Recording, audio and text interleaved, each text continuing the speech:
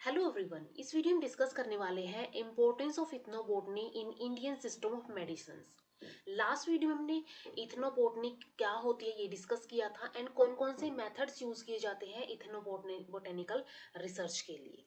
तो वैसे अगर देखा जाए इथेनोबोटनी की बहुत सारे इंपॉर्टेंस पाई जाती है, लेकिन यहाँ पे हम स्पेसिफिकली फोकस करेंगे इंडियन सिस्टम ऑफ मेडिसिन के अंदर। तो इंडियन सिस्टम ऑफ मेडिसिन की अगर हम बात करें तो इंडियन सिस्टम ऑफ मेडिसिन के अंदर रिच हेरिटेज पाई जाती है ट्रेडिशनल मेडिसिनल सिस्टम के अंदर। अब यहाँ पे 6 रिकॉग्नाइज सिस्टम बनाए गए हैं इंडिया के अंदर मेडिसिन के, जो कि एक यूनिट आयुष के अंडर आते हैं। Ayush stand for Ayurveda, yoga and naturopathy, यूनानी, सिद्ध एंड होम्योपैथी। इनमें से हम यहाँ पे डिस्कस करेंगे आयुर्वेदा के बारे में, इसके अलावा यूनानी के बारे में, सिद्ध के बारे में। इन 3 रिकॉग्नाइज सिस्टम्स के बारे में, इन 3 के बारे में हम डिटेल में डिस्कस करेंगे। तो वन बाय वन हम इनके बारे में डिस्कस करेंगे। तो सबसे फर्स्ट आता है आयुर्वेदा। आयुर्वेदा टेक्स्ट जैसे कि चरक संहिता हो गया। चरक संहिता के अंदर मेडिसिनल प्लांट्स की प्रॉपर्टीज दी हुई है, यानी मेडिसिनल प्रॉपर्टीज दी हुई है। इसके अलावा कैसे इन मेडिसिनल प्रॉपर्टीज का किसी डिजीज को ट्रीट करने के लिए उनको यूज करना है, तो ये सभी चीजें यहाँ पे चरक संहिता के अंदर दी हुई है कि क्या मेडिसिनल प्लांट्स की फुल डिटेल यहाँ पे दी हुई है, क्या उनकी मेडिसिनल प्रॉपर्टीज हैं एंड कैसे उनको यूज किया जा सकता है ट्रीटमेंट ऑफ वेरियस डिजीजेस के अंदर। इसके बाद यहाँ पे चरक संहिता के अंदर बहुत सारे प्लांट्स मेंशन है। यहाँ पे इंपॉर्टेंट अगर मेडिसिनल प्लांट्स की बात करें तो इसमें से यहाँ पे हमने 5 लिए हैं जिनके बारे में हम डिस्कस करेंगे। तो सबसे फर्स्ट यहाँ पे आता है गुडुचि, अमृता और गिलोय।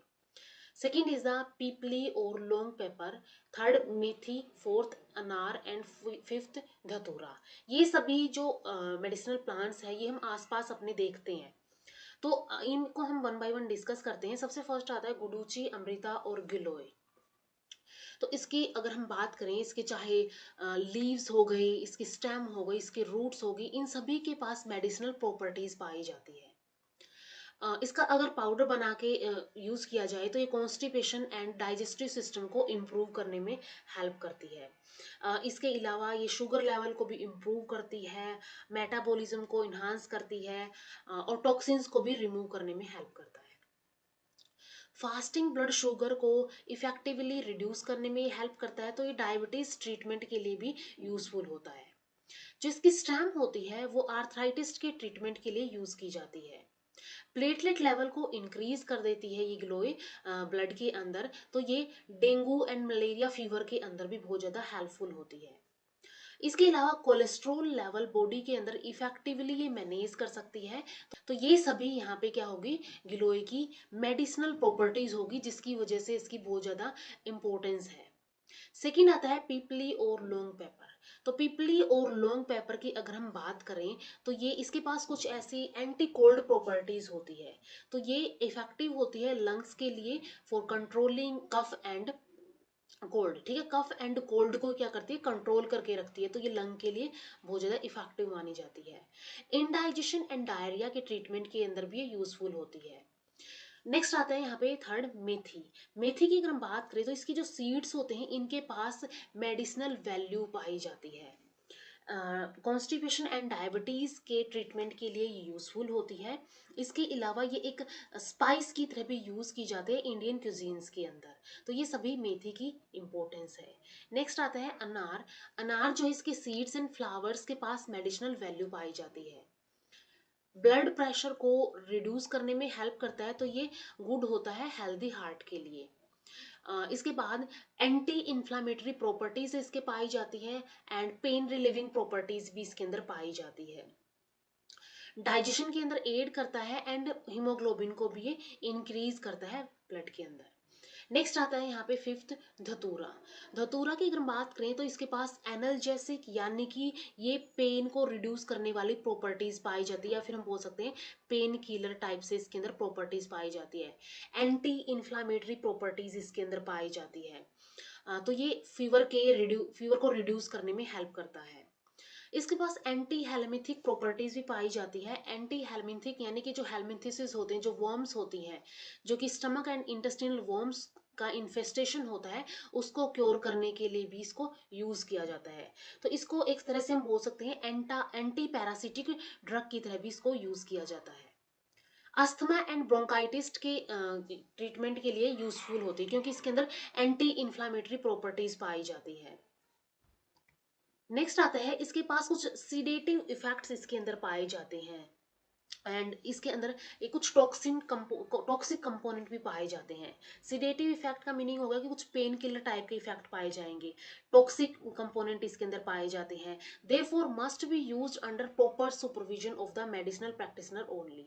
तो इसको बिल्कुल प्रॉपर सुपरविजन के अंडर ही इसको यूज करना चाहिए। इस वे में ये इसकी बहुत सारी इंपॉर्टेंस पाई जाती है, मेडिसिनल प्रॉपर्टीज इसके अंदर पाई जाती है, जिसकी वजह से इसके आयुर्वेदा टेक्स्ट के अंदर बहुत सारी इंपॉर्टेंस पाई जाती है। तो ये 5 इंपॉर्टेंट मेडिसिनल प्लांट्स के बारे में हमने डिस्कस कर लिया है जो कि आयुर्वेदिक टेक्स्ट के अंदर बहुत ज्यादा इंपॉर्टेंट माने जाते हैं। सेकेंड टेक्निक आती है सेकेंड सिद्ध। सिद्ध की अगर हम बात करें तो ये ट्रेडिशनल मेडिसिनल सिस्टम है जो कि सदर्न इंडिया के अंदर ओरिजिनेट हुआ था एंड पर्टिकुलरली अगर हम बात करें तो ये तमिलनाडु के अंदर ओरिजिनेट हुआ था। जो सिद्ध वर्ड है ये तमिल वर्ड सिद्धि से डिराइव किया गया है जिसका मीनिंग होता है परफेक्शन। सिद्धर्स जो है ये बोला जाता है जो कि स्कॉलर्स थे ट्रेडिशनल मेडिसिनल सिस्टम के, जो कि तमिल रीजन के अंदर पाए जाते थे। ये सिस्टम ना सिर्फ बॉडी की रिजुविनेशन के ऊपर काम करता है बल्कि माइंड एंड सोल के ऊपर भी ये फोकस करता है। सिद्ध के अंदर मोर देन 1500 प्लांट्स बताए गए हैं, इनके मेडिसिनल पर्पस बताए गए हैं कि कैसे इनको यूज किया जाता है सिद्ध टेक्निक के अंदर। जो इथेनोबोटनिस्ट जो हैं जो कि कंसर्न होते हैं with identifying this plants with the help of knowledgeable person from the hilly region of southern India. अब जिस रीजन के अंदर ये ओरिजिनेट हुए हैं कि जैसे तमिल रीजन के अंदर ये ओरिजिनेट हुए हैं तो वहाँ पे क्या होता है, वहाँ पे जो इथेनोबोटनिस्ट रिसर्च करने जाते हैं तो वो जो नॉलेजेबल पर्सन है उनकी हेल्प से प्लांट्स को पहले आइडेंटिफाई करते हैं। आइडेंटिफाई करने के बाद उनका डॉक्यूमेंटेशन करते हैं। प्लांट्स एज पर medicinal use and local name is done. ठीक है, उनका local name and medicinal use जो है ये सब यहाँ पे डॉक्यूमेंट किया जाता है, राइट डाउन किया जाता है। तो सबसे पहले आइडेंटिफिकेशन होती है, देन यहाँ पे डॉक्यूमेंटेशन होती है, उनके मेडिसिनल यूज और लोकल नेम यहाँ पे राइट डाउन किए जाते हैं। This ethnobotanical research methodology has helped in preserving the traditional knowledge associated with सिद्ध medicinal system। तो इस टाइप के जो इथेनोबोटनिकल रिसर्च है ये हेल्प करते हैं ट्रेडिशनल नॉलेज को प्रिजर्व करने के लिए। नंबर थर्ड आता है यहाँ पे सिस्टम इंडियन मेडिसिन सिस्टम के अंदर यूनानी। यूनानी एक इम्पोर्टेंट ट्रेडिशनल मेडिसिनल सिस्टम माना जाता है और इसके ये जो है यहाँ पे एक स्टैट्यूटरी बॉडी बनाई गई है जिसका नाम है central council of Indian medicine यानी CCIM। CCIM जो है ये आयुष के अंडर ही इस्टेब्लिश की गई है और इसका काम है यानी CCIM का काम है मॉनिटर करना एजुकेशन, हायर एजुकेशन इन यूनानी और अदर ट्रेडिशनल मेडिसिनल सिस्टम जैसे कि आयुर्वेदा हो गया, सिद्ध हो गया, इसको ही मॉनिटर करती है, इनकी हायर एजुकेशन को ही मॉनिटर करती है CCIM। इसके बाद नेक्स्ट यहाँ पे आता है यूनानी मेडिसिनल सिस्टम जो है ये प्लांट बेस्ड और हर्बल इन ओरिजिन होता है। ठीक है, प्लांट बेस्ड होता है पूरा।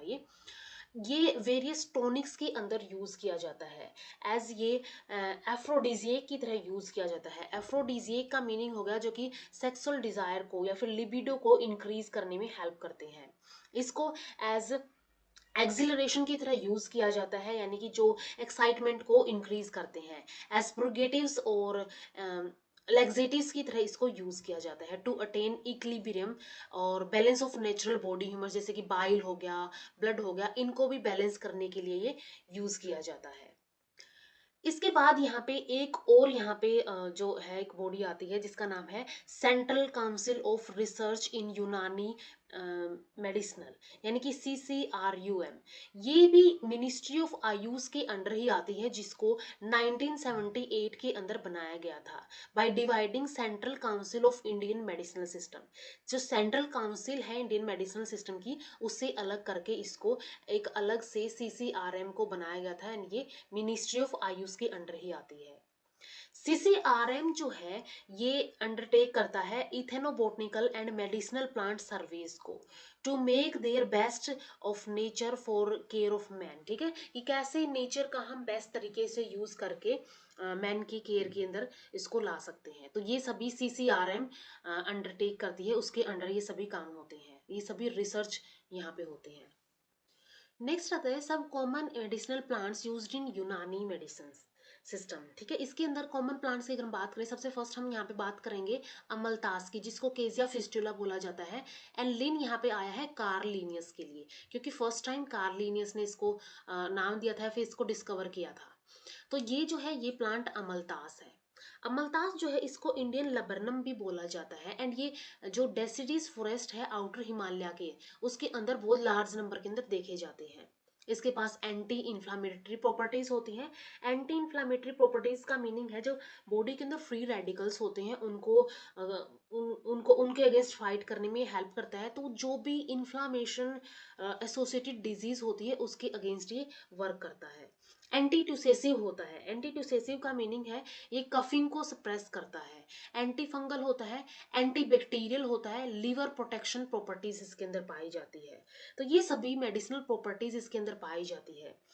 इसके अलावा जो हमारी बॉडी के अंदर दोष होते हैं, 3 दोष होते हैं, वात, कफ एंड पित्त, उनको भी ये शांत करने का काम करता है। जैसे कि एंटी ट्यूसेसिव है, यानी कि ये कफिंग को सप्रेस करता है। तो ये जो 3 दोष होते हैं उनको शांत करने का भी काम करता है। इसके अलावा जो हार्मोनल इम्बैलेंसेस हैं उनको भी ये रेगुलेट करने में हेल्पफुल होता है। सेकंड आता है यहाँ पे मलकांगिनी और ज्योतिषमती। इसकी जो ये पाया जाता है ट्रॉपिकल फॉरेस्ट एंड सब ट्रॉपिकल हिमालयाज के अंदर। इसके जो सीड्स हैं, ठीक है, सीड्स हो गए, इसके लीव्स हो गए, और इससे ऑयल्स जो मिलते हैं वो मेडिसिन की तरह यूज किए जाते हैं, जैसे कि मेमोरी टोनिक के अंदर, डाइजेस्टिव टोनिक के अंदर एंड आई टोनिक के अंदर। इसके पास एंटी इन्फ्लामेटरी प्रॉपर्टीज पाई जाती है, एनाल्जेसिक यानी कि पेन किलर प्रॉपर्टीज पाई जाती है, डायरेटिक प्रॉपर्टीज पाई जाती है। It's oil is beneficial in cure of leprosy. Leprosy के लिए इसका ऑयल यूज किया जाता है। लेप्रोसी जो होती है माइकोबैक्टीरियम लेप्री की वजह से होती है, और ये नर्व्स को, स्किन को, नोज की लाइनिंग को, आईज को इफेक्ट करती है। तो उसके अंदर ये ऑयल जो है बेनिफिशियल माना जाता है। इसके अलावा हेमीप्लेजिया, हेमी मीन्स हाफ, यानी कि जब हाफ पैरालिसिस होता है जिसको फ्लीज बोलते हैं, उसके अंदर भी ये क्या करता है, उसके अंदर भी ये बेनिफिशियल माना जाता है। इस कंडीशन के अंदर हाफ जो बॉडी है, एक साइड की जो हाफ है हमारी बॉडी का, वो यहाँ पे क्या हो जाता है, पैरालाइज्ड हो जाता है। एंड थर्ड है फेशियल पाल्सी, यानी कि लकवा जिसको बोलते हैं, इसके अंदर भी ये यूजफुल माना जाता है। तो यहाँ पे जो फेशियल मसल्स हैं उसके या फिर फेशियल नर्व्स है, उनके ऊपर ये इम्पैक्ट कोज करता है। तो ये सभी इसकी मेडिसिनल प्रॉपर्टीज है जिसकी वजह से इसको यूनानी सिस्टम के अंदर यूज किया जाता है। तो यहाँ पे हमने जो मेडिसिन सिस्टम है उसके अंदर देख लिया कि जो इथेनोबोटनी है उसके सिद्ध, आयुर्वेदा एंड यूनानी मेडिसिनल सिस्टम के अंदर क्या क्या क्या यहाँ पे इंपॉर्टेंस पाई जाती है। तो इस वीडियो में इतना ही, मिलते हैं नेक्स्ट वीडियो में। वीडियो अगर हेल्पफुल लगी हो तो लाइक कीजिए, शेयर कीजिए अपने फ्रेंड्स के साथ, एंड चैनल को सब्सक्राइब कर लीजिए। Thank you so much.